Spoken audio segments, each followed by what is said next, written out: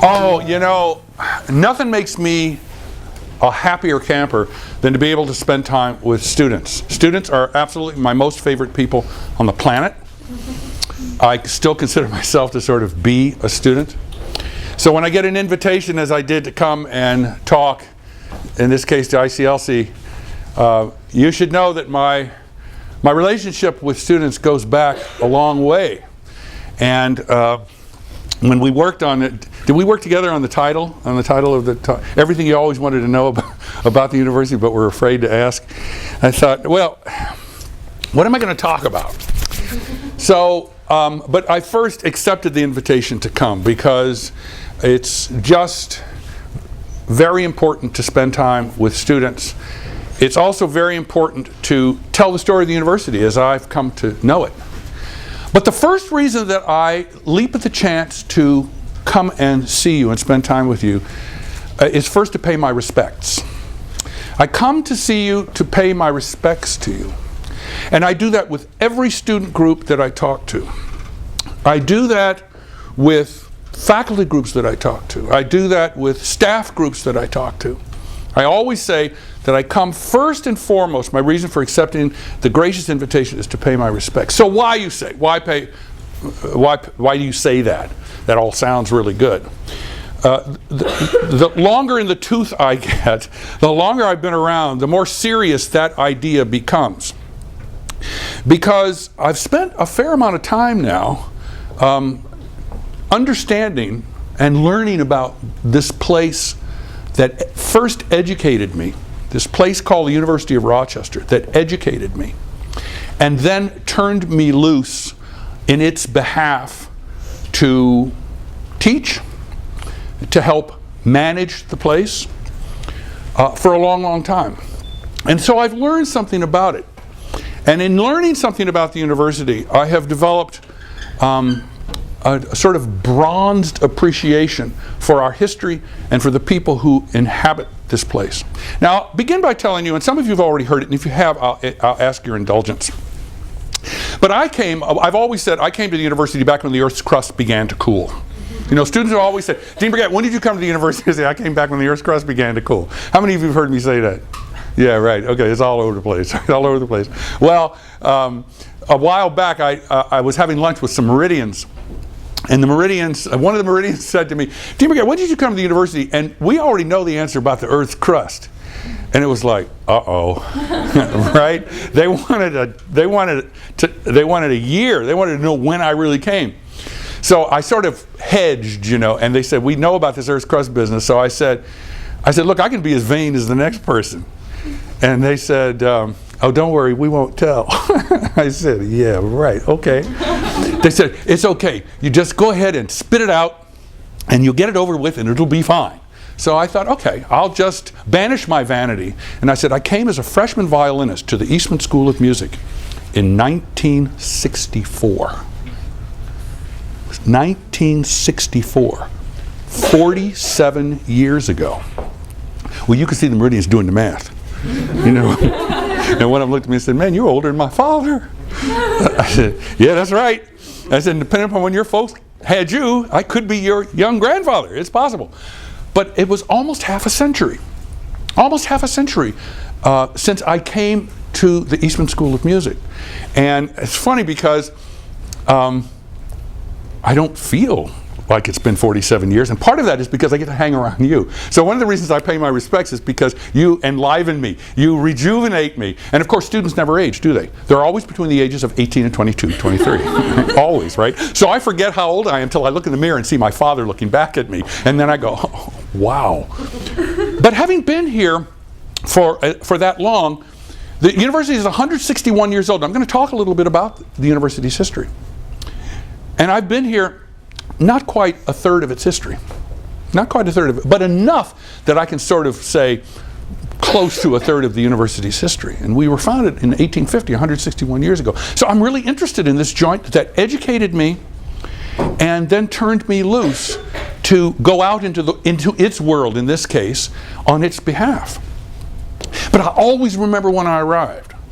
Because the story of when I arrived, and I'm going to tell you, some of you have heard it, some of you haven't. But before I get into the history of this place and tell you things you've always wanted to know but were afraid to ask, I'm going to tell you things that I think will probably resonate out of your own experience.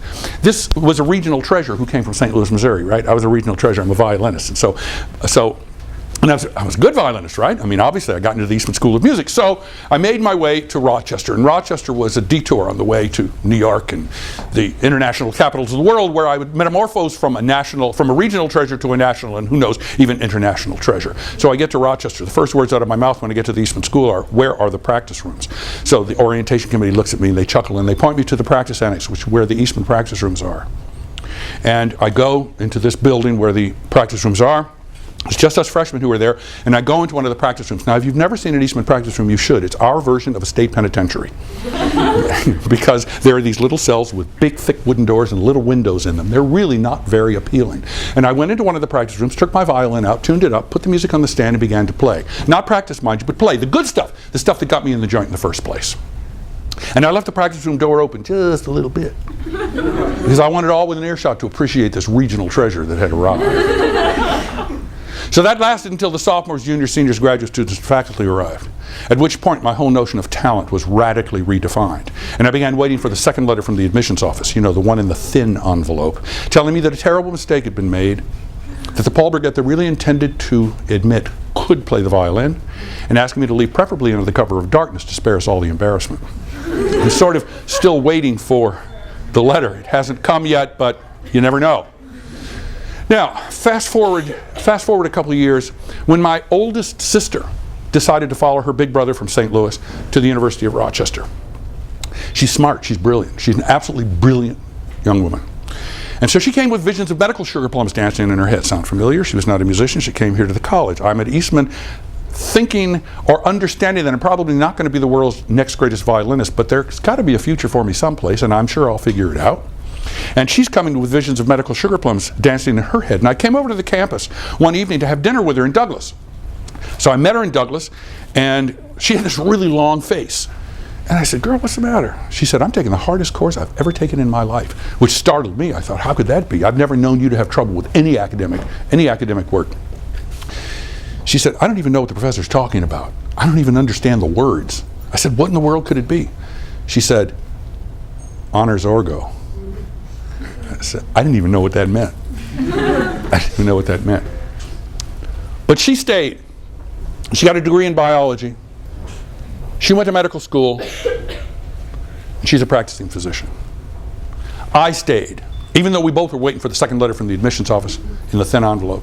I stayed, earned a bachelor's, master's, and PhD, and then went about the business of living a professional life that has zipped by, 47 years that have zipped by, and nothing, so fast that it has made my head spin.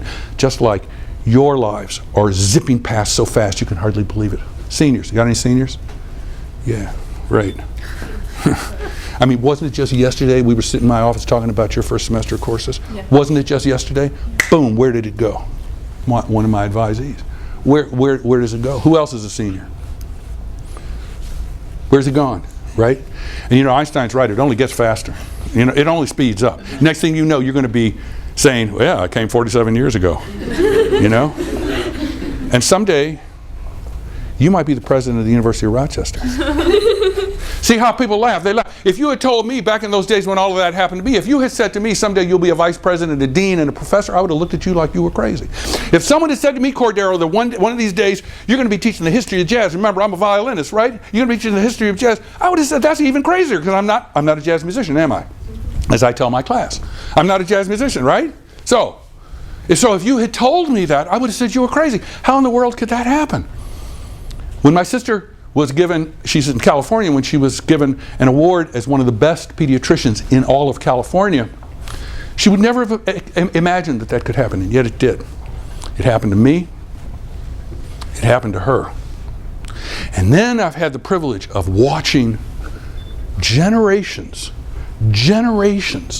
of students come to the University of Rochester, take on the challenge of what I call the fiery furnace. The fiery furnace is that great big hot steamy thing that just belches flame. Sometimes it's organic chemistry, sometimes it's your political beliefs, sometimes it's visions of some kind of sugar plums dancing in your head that are getting metamorphosed into something else. And you come and you struggle, and you not only survive, but you thrive. Manish Vig, mention Manish Vig. Manish Vig graduated in 91. Graduated in 1991, Manish did. Manish came to see me shortly after I came to the River campus from Eastman. I'd been the Dean of Students at Eastman, and I came to the River campus as Vice President of University Dean of Students in 1987. And Manish came to see me in 1989, and he said, "Hey, Dean Burgett, don't you ever get tired of doing administration?" And I said, yeah, sort of, I guess. He said, "Don't you miss teaching?" I said, yeah, I do, because I wasn't teaching then. He said, "Isn't your subject the music of black Americans?" I said, "Yeah, because that's what I did my doctoral work in." I said, "Yeah." He said, "Well, my fraternity, Sigma Nu, doesn't know anything about the music of black Americans. So here's the deal. If you'll teach us a course in the music of black Americans, we'll do the administration for you. We'll get the students registered, we'll get the class, we'll put things, we'll TA the course, and we'll do all the registrar kinds of stuff for you if you'll just teach us." So I said, that sounds interesting. So I said, okay. Now here he was the commander, which is the president of Sigma Nu is called commander. So he's the commander. Visions of medical sugar plums dancing in his head. And so Manish, we struck a deal. It was right about this time of the year. Right before winter break, Manish came to see me. "Dean Burgett, we got it all set up. We got the classroom. We got everything's all set up. I got cold feet." I said, "Manish, I don't think I can do it. I got too many responsibilities as a senior officer of the university, blah, blah, blah, blah, blah, blah, blah." Manish looked at me and he said, "Dean Burgett, you can't do that. We had a deal." He read me like a book. He knew I was scared. He knew I was scared. Manish Vig, who was one of these people who was born 40. Manish was born, we called him the old man. We still call him the old man. So he leaned over to me and he said, "Don't worry, it's going to be okay." And I said, "All right." So we went on winter break, came back, went to the first class in my course, The Music of Black Americans. I went to the class. Everything was just as Manish said it would be. The students were all there. Everything worked out just the way it did. I gave my first lecture. It meets once a week, 2 hours and 40 minutes. I gave my first lecture. My heart soared. It was absolutely fantastic, absolutely brilliant. It was wonderful. I couldn't have been happier in my life. And it was the student who made it possible. And at the end of class, the students filed out of the room. Manish sidled up next to me. And he said, "See, I told you it would be okay." And I teach that course to this day. Meliora weekend just happened. Manish came to see me. He was here. Manish with his wife, his 2 children, and he's a physician and surgeon and medical director of a medical center in Mount Holyoke, Massachusetts. I could regale you with countless stories of those who have come, met the challenge, just as you're doing, and then go out and make the world better. So when I say I come to pay my respects to you, I'm really serious. When I say I come to pay my respects, it's because of how important you are as the current generation in terms of the future of not just this institution, but the future of the nation and the future of the world. And Meliora Weekend is a seminal moment for me because I see it happen again and again and again. And it's going to happen for you. You'll be coming back for Meliora Weekend. And you're going to be telling me stuff that you're doing that didn't exist 5 years ago. That's what's going to happen because that's what Rochester people do. So when I say I come to pay my respects, I'm quite serious about it. It's because it is you who will succeed me. You will be standing right here. Now I'm speaking figuratively, okay? You're going to be standing right here. And you're going to be the president and CEO. Oh, let me put it. You're going to be standing right here. You're going to be the president of the University of Rochester. I already gave it away once, but you know, it turns over. And you're going to be telling the next generation about this guy named Dean Burgett who had been here since the Earth's crust was cooling. And he told me that I was going to be the president of the University of Rochester. I was going to be the president of the University of Rochester, and I chuckled. But it happened. So, look, as I have watched this over these years, particularly, I've gotten interested in where we came from. So what was it all about? How did all of this happen? And I've made myself a student of the university's history. I've had a lot of help. People like Eileen Fay in the back there. Eileen, who works in rare books and special collections, who is one of my guardian angels over there, who helps make available to me all kinds of materials. And I find the story of our university to be fascinating. And I thought that tonight I would tell you some of the stories associated with that. And then I'm going to be sure to leave time so that you can ask me those things you've always wanted to know, but were afraid to ask. Because as I've indicated, having been around this as long as I have, I know stuff. You know, I know where skeletons are buried. You know, I know about the campus myths. And so if you have questions about this incredibly complex place that we call the University of Rochester, I want to be sure to leave time so that I can try to answer questions that you might have. So where did we come from? Well, any good story begins with once upon a time. Once upon a time, in the hamlet of Hamilton, New York, which is east and south of Rochester, there was an institution founded in the 1820s called the Hamilton Literary and Theological Institute. It was a Baptist institution. And Hamilton was, as it grew out of from the 1820s into the 1840s, it began to develop a pretty good reputation, and it had a pretty good faculty. There was some concern that the future for Hamilton, which in 1848 changed its name to Madison University, there was some concern that there was not going to be a future in Hamilton, New York. Now, remember, in the United States, in the middle of the 19th century, the Industrial Revolution is getting underway. The United States is moving from its rural and agrarian past into its urban and industrialized future. So there were some people in Hamilton, New York, at what was now Madison University, who began casting their glance around for where Madison University ought to relocate as it thought about its future.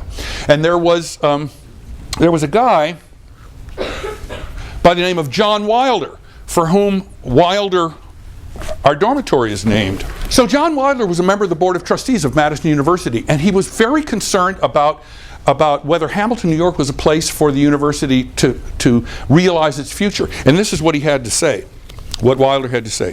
He said, we need to move Madison University to Rochester, because Rochester was known as the Flour City, F-L-O-U-R, because we ground wheat here. So we were known with that. We're actually F-L-O-U-R, but we're also F-L-O-W-E-R. We became that later. F-L-U-O-R for the grinding of wheat in this as an agricultural location. And does anybody know how we became F-L-O-W-E-R? Flour, as in plant? Because, yes, Eileen.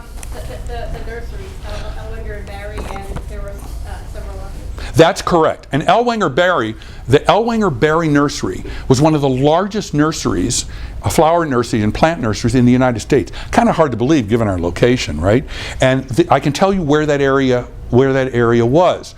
Highland Park was part of the Ellwanger Barry landscape, where plants, all of our lilac bushes, for example, in Highland Park, that was all part of the Ellwanger Barry business. You know where the President's house is on Mount Hope Avenue? That's called the Barry House. And where the provost lives is, both of those houses were owned by the Barry family, and the Ellwanger family lived on the other side of the street. So we became the Flower City, as in plants and bushes and trees. Yes, Eileen? Some of the trees on the Barry estate are actually world famous among horticulturalists. Thank you, that's exactly right. Some of the trees from the Ellwanger Barry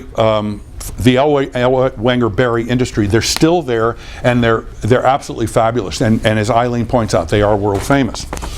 So, John Wilder, who we see here, decided, he argued that we really needed to move Madison University, and this is what he had to say, quote, "We are advocating Madison's removal on the grounds of its location, its dilapidated buildings, the badness of the roads leading to it, the smallness of its own library, its distance from other large libraries, the want of patronage, financial support, the want of patronage from the part of our own denomination who are best off, Baptists. We started out as a Baptist institution. No patronage from other denominations. Its proximity to another literary institution, Hamilton College in Clinton, New York. The incompetence of its local board." I told our Board of Trustees that, and they sort of chuckled on the theory that they've gotten better. And interestingly, the ability of its faculty, some of whom we fear we cannot retain unless something is done immediately. So the faculty, some of the faculty at Madison were very, very unhappy about, because of the isolation that they were experiencing in Hamilton, New York. Acrimonious quarreling broke out. A terrible fight broke out. Because there were those who said Madison should stay right where it is in Hamilton, New York, and there were people like John Wilder who said Madison should move to Rochester, New York. And there was a newspaper in Hamilton, a journalist in one of the Hamilton newspapers wrote as follows, quote, "If the friends of removal wish to convert the character of Madison University into the wild character which Yale College has attained, let them remove it to Rochester, Utica, or Syracuse, and they will doubtless have a wilder set of young men under their care than they now have." So it's very, very interesting. Well, this notion about student behavior was really kind of interesting because an early graduate of what became the University of Rochester here in Rochester, New York, a guy by the name of John Howard, who graduated in 1857. So we hadn't been around very long. We were founded in 1850, don't forget. So this is what John Howard had to say about this concern about student life. He said, "By their senior year, certain youths had grown lax in their personal conduct, self-indulgent, addicted to cards, playing cards, tobacco, and I love the last one, conviviality of Venus and spirituous excitement." Now, what does that mean? Venus and spirituous excitement. They liked wine and... Bingo! D-Day, right? We may think, the current generation may think that D-Day is a relatively new phenomenon, not on your life. Those students back in the 19th century, they had their D-Day and then some. I love how it's stated though. The conviviality of Venus and spirituous excitement. Plenty of, I wrote after that, plenty of fermented vegetation of wine and whiskey and beer. So it's the sort of the equivalent of our Dandelion Day. Well, they decided to move. They decided, the New York State Supreme Court ruled that Madison University, it made its way through the courts. Those who wanted to remain in Hamilton, New York, sued what were called the removalists. They sued them and made its way all the way to the New York State Supreme Court. The New York State Supreme Court ruled that Madison University could remain in Hamilton, New York. And but people like John Wilder and a couple of other folks I'm going to show you decided they were going to move. They were going to come to Rochester. There are a couple of principles that, as I look back to those pioneers like John Wilder, as I look back at those pioneers, there are some principles that I think are really important. And I invite you to consider these principles because I think these principles are ones that continue to inform who it is we are. They informed our founders and they inform who we are today. And these are the principles. The University of Rochester is shaped by a rigorous and indefeasible pursuit of quality of the highest order.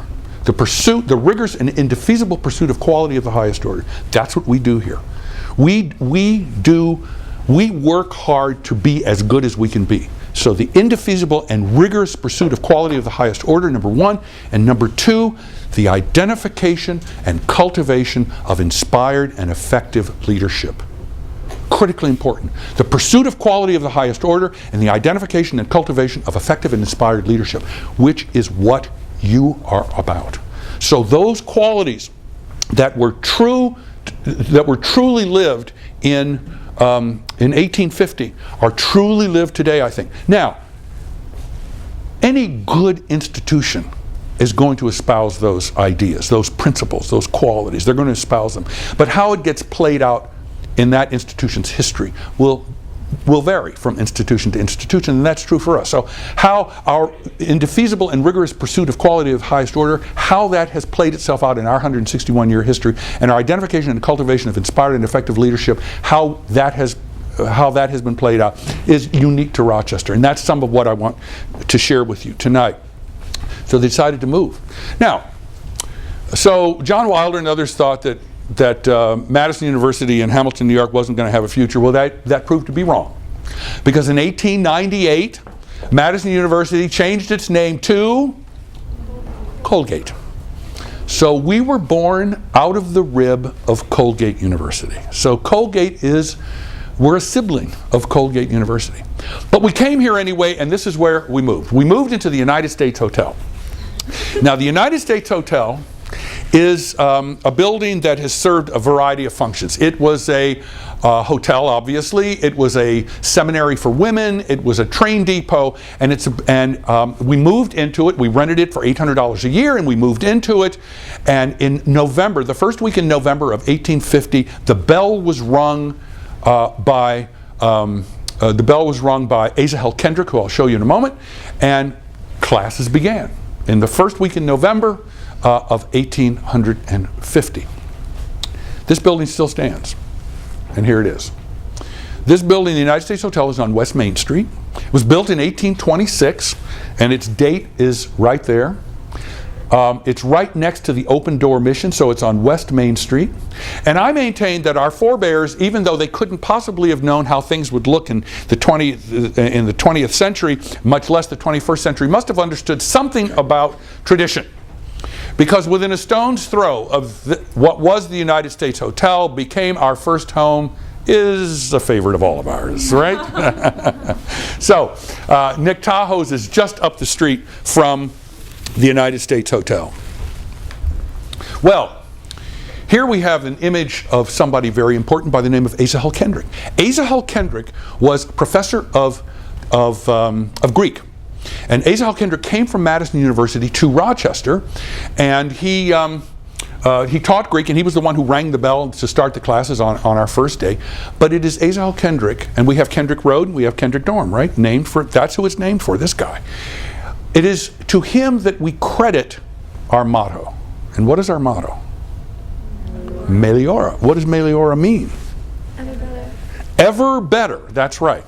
Now, I've always told a story about how Professor Kendrick came up with this, because this is the story as it's been told, as it's been handed down, and as it appears in the literature.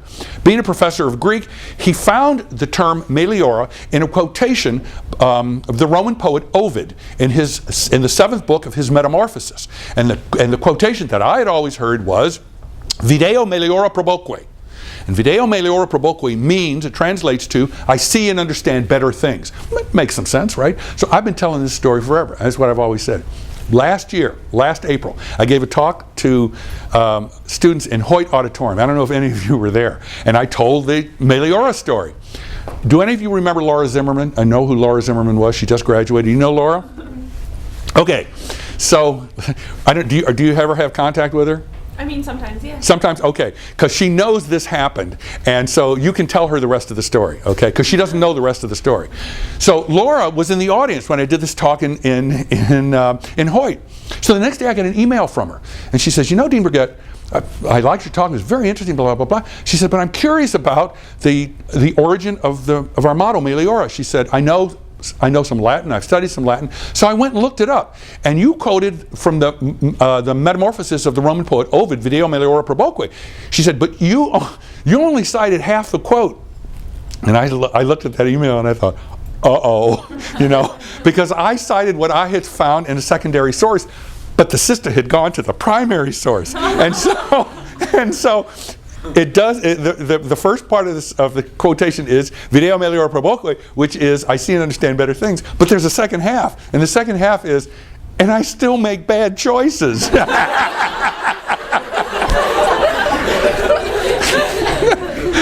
which so she said. She said to me, "It's not very inspiring." I said, yeah, that's right. It's not very inspiring. Uh-oh. Well, maybe we need to do some more homework in it. So I started getting folks involved in Eileen's area, and we found another use of the word meliora in the Roman poet Virgil in the 5th book of his 12-volume The Aeneid, which is the story of the Trojan War, and there it's sort of like. I aspire to better things, and it fits. And it doesn't have a tagline on the end of it, So we thought, well, maybe that's right. Well, then we decided, let's put this in the hands of Latin scholars and see what they come up with. So, Professor Hahn in the English department, right? Well, Professor Hahn's a classicist. So we sent it off to him. And he consulted with a colleague of his at the University of Toronto who's a Latinist, right? Who this is really what he does. So Professor Hahn and this guy at Toronto, they came back with yet a third explanation for it. They don't think that the Ovid works, obviously we don't either. They don't think that the Virgil works, it could, and I actually found 3 high schools in different parts of the world, somewhere in Asia, somewhere in the UK, and a third place I don't remember now, that actually have the Virgil quote, which includes Meliora. But Professor Hahn and his colleague in Toronto came up with a third explanation, which is that Meliora, the word Meliora, is the imperative form of the Latin meliorare. And meliorare means to aspire to better things. But the imperative is get better or ever better. So Professor Hahn says, I think that's the answer. Well, we still haven't figured it out yet. We still don't know. Well, that makes sense because in the old seal, isn't there a finger like that? There is a finger. That's right. Exactly right. Oh, very good. That's right. We have had 2 seals, and the first seal actually has a finger pointing, and so, you know, whether that's the answer to it or not, I don't know, but we'll add that into the calculus here and see if as we try to come up with an answer to it.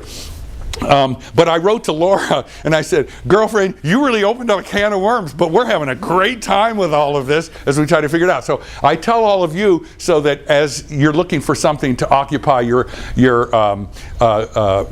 leisure time, you might want to participate in this little debate. So we're not entirely sure exactly what it is.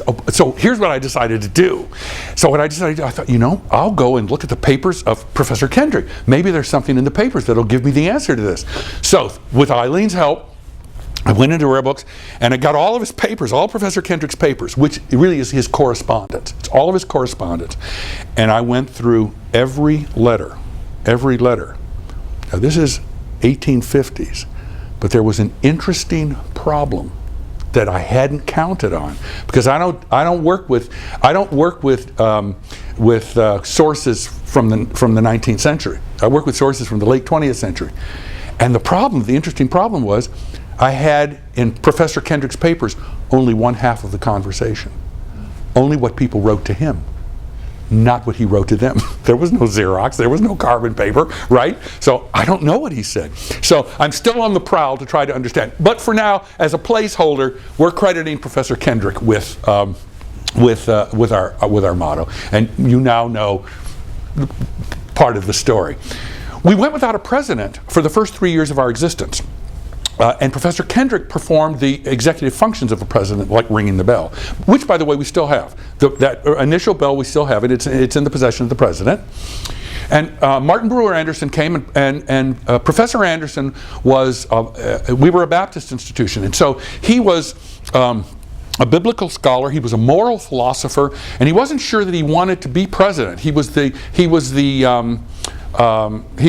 editor of a Baptist periodical, and he wasn't sure that he wanted to be the president of the University of Rochester, interestingly enough, because he wasn't certain that he was up to the task in terms of quality with the faculty. He worried some that the faculty exceeded his own intellectual prowess. But he did come, and he served for an astonishing 35 years. We have had 10 presidents. I've known 5, worked for 4. And 2 of our presidents, our first and our third, served for 35 years. Unheard of today. The modern presidency, the modern American presidency, is somewhere on the order of 7, 8, maybe 10 years. At Rochester, it's about 10-year presidencies. So he served for 35 years, and he was a patriarch, obviously. We have lots of photographs of Martin Brewer Anderson, but I chose this one because I think it sort of captures the sense of the man. By the way, we didn't have an administration back in those days. There wasn't administration. You didn't have deans and all that. I mean, all that stuff, that all came much later. So it was the president who did stuff. For example, there were lots of traditions back in those days, student traditions. For example, there was the annual freshman-sophomore fight. Yeah. where the sophomores would beat up the freshmen is really, it is really crazy.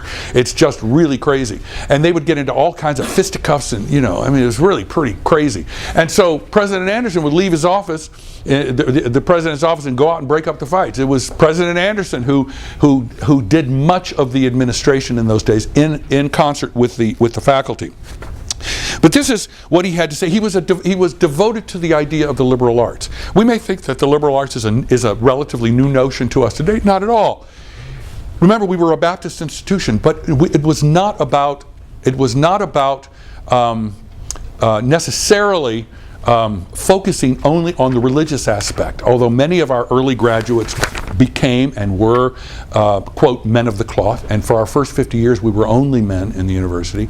But the liberal arts education was what President Anderson espoused, and he says, quote, "The object of education was not to produce a man trained at anything in particular. The object was to produce a man full, rounded, and ready to take on whatever life brought next." Interestingly, President Anderson was uncompromisingly opposed to dormitories, which I find ironic, right? This is what he said. He said, "Herding students in one building afforded every facility for the propagation of evil principles and habits. They are nests of vice and iniquity." Right? Hey, I lived in one for 4 years, and I was the dean of students for a lot of years. I sort of understand where he was coming from, as do we all in this room. But I find it an exquisite irony, of course, that we have residence hall named for Martin Brewer Anderson. Anderson Hall is named for our first president. He was also opposed to organized sport. He did not value sport, although he allowed baseball. Baseball came to us in 1879. He was still president, but he was opposed to organized sport, and particularly the physical violence and hazing that was rampant in most colleges at the time. We talk about hazing today, and the things we do to eliminate hazing. Hazing back in those days was like you would not believe. I mean, it was blood and guts. It was very serious, and there was a lot of violence on college campuses. But he saw organized sport and the physical violence associated with it as, and I'm quoting him now, "an outcome of popular muscular Christianity and the glorification of physical strength amongst the young." Muscular Christianity, what an interesting way to describe it. So baseball was the national pastime. So baseball he permitted. Interestingly enough, football had to await the arrival of our second president, David Jane Hill, who I'll get to in a moment. David Jane Hill, who became president, he was named president in 1888, assumed his responsibilities in 1889, and football came that year. Football came in 1889. We formed an athletic association in that year, which included Syracuse, Cornell, Union, among other schools. And we played our first football game in that year, 1889. And that first football game was against Cornell. Score, Cornell 106, Rochester 0. However, we played 10 games that first season, and we were 500 for the season. Not bad. And we played Syracuse. Syracuse, which was our second match. So after the humiliation of our first, we played Syracuse, and the score was Rochester 36, Syracuse 6. So we sort of redeemed ourselves. Now, while I'm thinking about it, I'm often asked the question, so we played Cornell. Well, why didn't we join the Ivy League? We heard that we had the opportunity to join the Ivy League, and we didn't join the Ivy League. The Ivy League, the Ivy League was established in 1948. Okay, so there was no Ivy League back in those days. But while I'm thinking about it, it's one of the questions I get from people. Is it really true, Dean Burgett, that we were offered the opportunity to join the Ivy League, we didn't do it? The answer, in a word, is no. Of course not. If we'd been invited by those who are the Ivy League to become a part of the Ivy League, what do you think we would have said? Right? We would have said yes. So when you get asked that question, it's one of those campus myths. So if you get asked that question about the Ivy League and Rochester's participation in the Ivy League, that never happened. Wouldn't you be terrified going into a classroom with somebody who looked like that? Right? Wouldn't that sort of stop you dead in your tracks? Well, This is Chester Dewey, for whom Dewey Hall is named. The building that we're in right now is named for Chester Dewey. He did not come from Madison University, but Chester Dewey was a very prominent, nationally known scientist. He was the headmaster or principal of a high school here, and when the University of Rochester came, when the removalists from Madison came and established the University of Rochester, Chester Dewey was a part of that, and he became a member of our faculty teaching in the natural sciences. He was very, very important and considered in some sense, along with ASA Hull Kendrick, to be sort of truly the grand elder statesman of our faculty. He clearly belongs amongst, and that's why we have a building that's named for him. He was a local high school teacher. He was a Congregationalist preacher, and it looks very, very fearsome. He must have had a soft spot in his heart for young people, because he fathered 15 children. Okay, I don't know if that was with one wife or not, but there were 15 children that he sired. Here's an image of the early faculty, and the early faculty include. Here's President Anderson. This is Asa Hull Kendrick. This is William Morey. This is Professor Lattimore. This is Joseph Gilmore from English. This is Isaac. Is that Isaac Quinby? No, this is, I can't remember the name of this particular fellow. But a very early faculty. And I love this photo. This is a photo from the 1880s. This is chemistry. This is Orgo Gang with Professor Lattimore. Here's Professor Lattimore, and you notice they ain't smiling, are they? Right? They're not smiling. Professor Lattimore, for whom Lattimore Hall is named, and he was very important not only to the University of Rochester but the Eastman Kodak Company, because he was a consultant to George Eastman and the Eastman Kodak Enterprise. Now we get to this man, one of my favorite. I love this image. This is a picture of a man named with a wonderful 19th century name of Azariah Budi. Now, Azariah Budi was a local businessman. You can see, right? There it is, Azariah Budi. And for those of you who know any of our songs, one of the university's songs is the Dandelion Yellow. And Galen, what does the Dandelion Yellow talk about? It talks about Azariah Budi and his cows. That's right. Which grazed in a field of dandelion. Yeah, you see? The Jackets know about this song, and they have a wonderful version of it that they do. If you haven't seen it, when the Yellow Jackets perform the Dandelion Yellow, it's about Azariah Budi and his cows. So he was a businessman who was also a University of Rochester trustee. Now what's important here that most people don't know, when did women come to the university? 1900. But there were efforts before that. In 1852, Azariah Budi, together with Martin Brewer Anderson and Asa Hull Kendrick and Lewis Henry Morgan. This is Lewis Henry. Do you know who Lewis Henry Morgan was? I got any anthropology majors here? Lewis Henry Morgan is considered the father of American anthropology. And he lived here. He was a lawyer.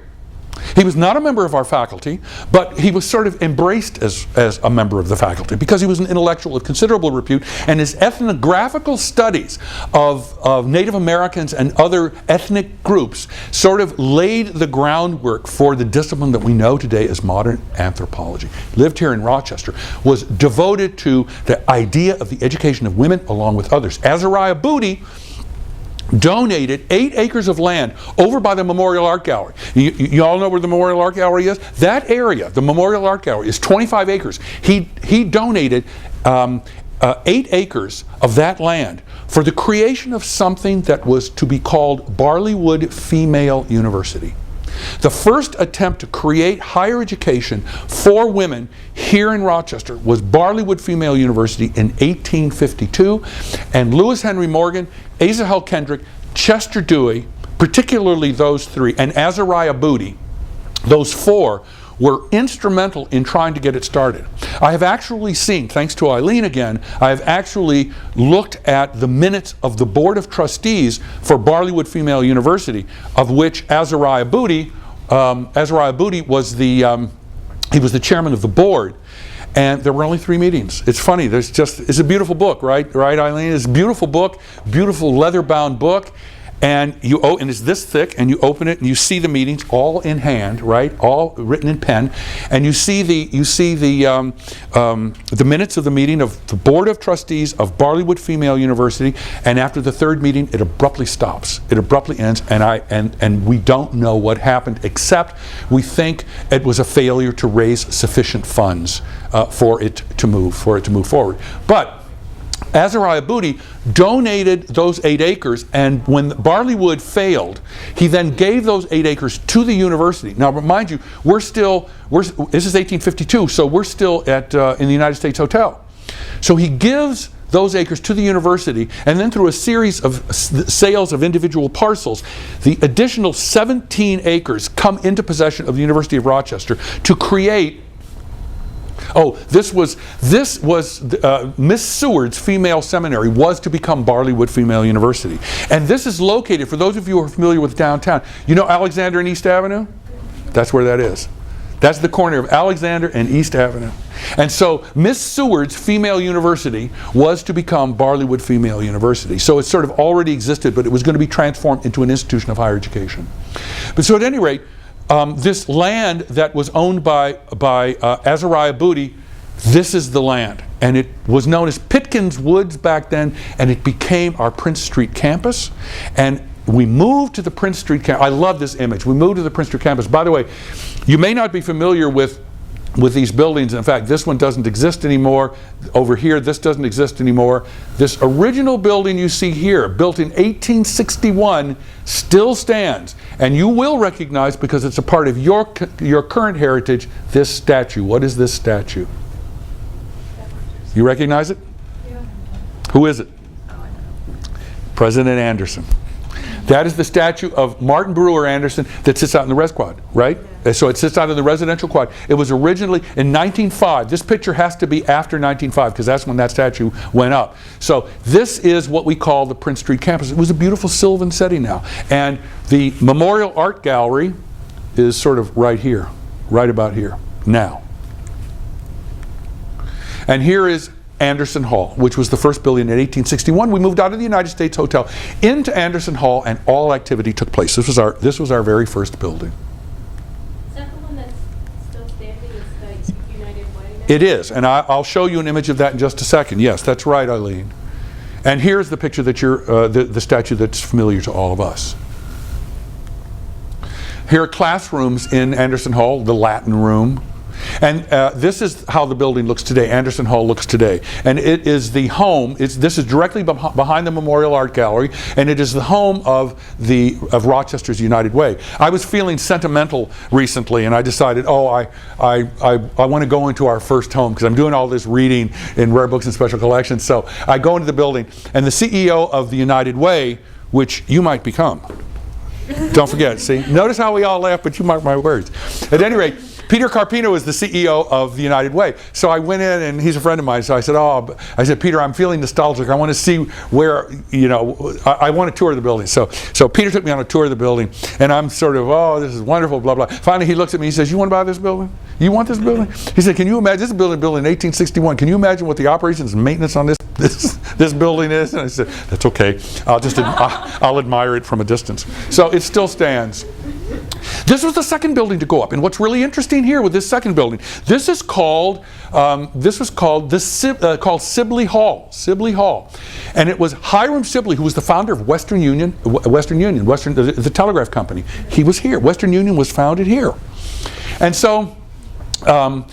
He gave us the money in 1877. We built this building called Sibley Hall, and it was our first library. So the university's first real library. There had been a small library in Anderson Hall, but this is where our first real library was. And the first real library occupied the first floor, and then there was a spectacular mineralogical and zoological specimen museum on the second floor, a geological museum on the second floor.